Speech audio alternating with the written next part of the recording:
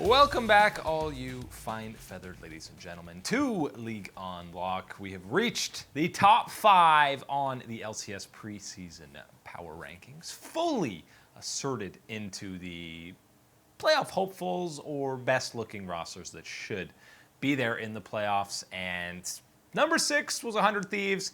Number 5, you could argue flip-flop either of these rosters to be 6 and 5. They're definitely on that same B tier level, probably heading into the spring split. This team has the higher potential, but also has a bit more volatility that they could finish just outside of playoffs. We're talking evil geniuses with their master plan to take over the LCS. Well, I don't think it's going to quite start in the spring split. It was rumored, of course, that they would maybe get Chovy.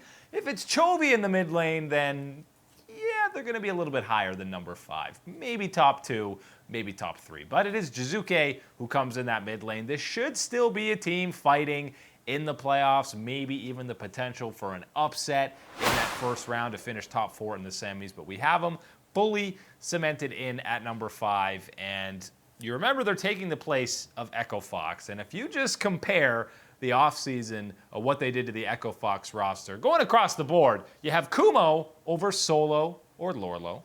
I think Kumo is an upgrade over Lorlo. He's similar to Solo, the level we're going to see. Rush, Panda, and Mike Young were the junglers. Svenskeren, a huge upgrade over all 3 of them combined. Jiizuke over Yusui or Phoenix, another big upgrade. Lost or Apollo for Bang, big upgrade. Hakuo to Zeyzal. That's similar, but still an upgrade. So across the board, you basically have 5 upgrades from Echo Fox, which is why we're talking about them in playoffs and not 10th place, which is where Echo Fox finished last year. And the biggest X factor and question mark for this roster is absolutely going to be Jiizuke. Is he returning to even spring split form? 2018 form would be fantastic, and you'd probably be talking about evil geniuses a little bit higher. And I am of the belief that it was just a bit of a slump, especially in summer for Jiizuke, with Vitality just looking out of sorts for the majority of the split. And you even heard him talk about on stream, and it was in Italian, so rough translation / paraphrasing here, but basically he wanted to be loyal to Vitality, so he came back to 2019, which is rookie mistake. Never be loyal to an esports organization, and he believes that if he had left after 2018, because he said he had offers, you remember that was the Incredible Worlds run where they were 1 game away from getting out of groups. Jiizuke was going toe-to-toe with some of the best mid laners in the world, and he was coming off that incredible back-to-back split run in the LEC. He said he had offers, North America, other EU squads, but he wanted to stay on Vitality. He thought they'd be able to run it back and be a Worlds contender again.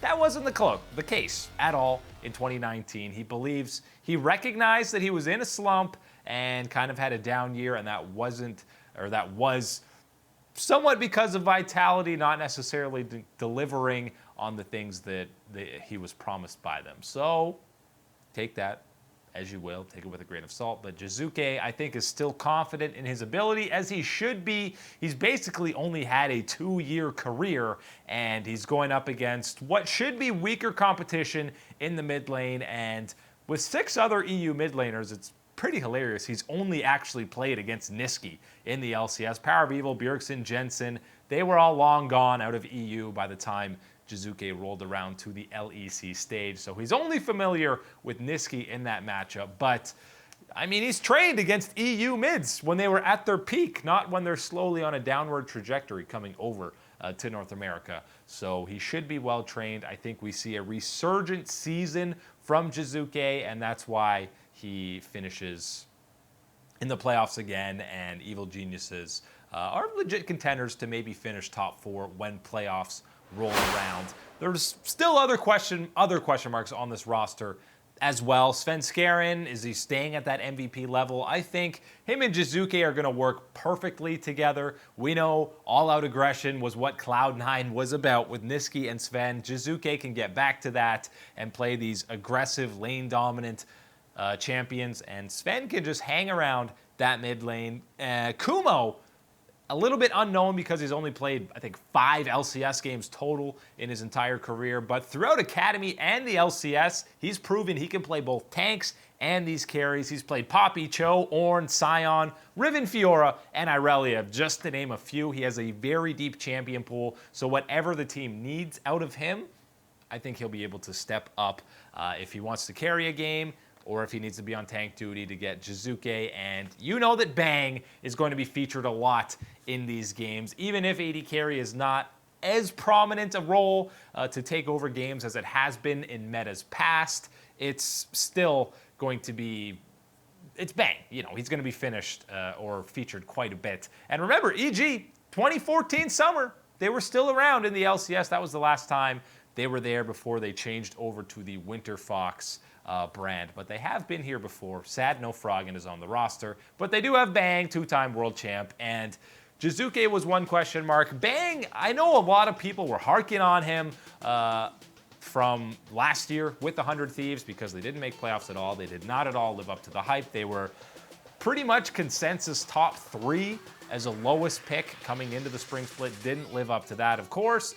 But Bang was still the most consistent player throughout all of 2019 on this squad. And to be honest, there's only so much you can do as an AD carry when your team is struggling to find its identity, struggling to find who the leader is actually going to be, and you yourself are struggling in an entirely new country, trying to communicate with your teammates with a different language. So Bang, another year under his belt. I still think he's going to be solid and a top 3, top 4 AD carry coming into this split. I'm not too worried about him in the bottom lane, even working with a brand new support. The year that he had with Aphromoo is only going to help him. It seems like a kind of weird duo pairing to have Zeyzal and Bang, obviously two guys who have never played together before, and most of this roster, in fact, all of this roster, except for Kumo and Sven, obviously have a bit of history with one another. They were both on Cloud9 at the same time. But I think there's very much 3 lanes that EG will be able to play through, and that's something that I'm not as confident in saying for a team like 100 Thieves, which is why EG is 1 spot ahead of them. I'm also anticipating a bounce-back run from Jiizuke. Kumo lives up to the LCS hype, and Bang performs maybe not at the World Championship level that we're accustomed to seeing, but at the very least one of the best in North America.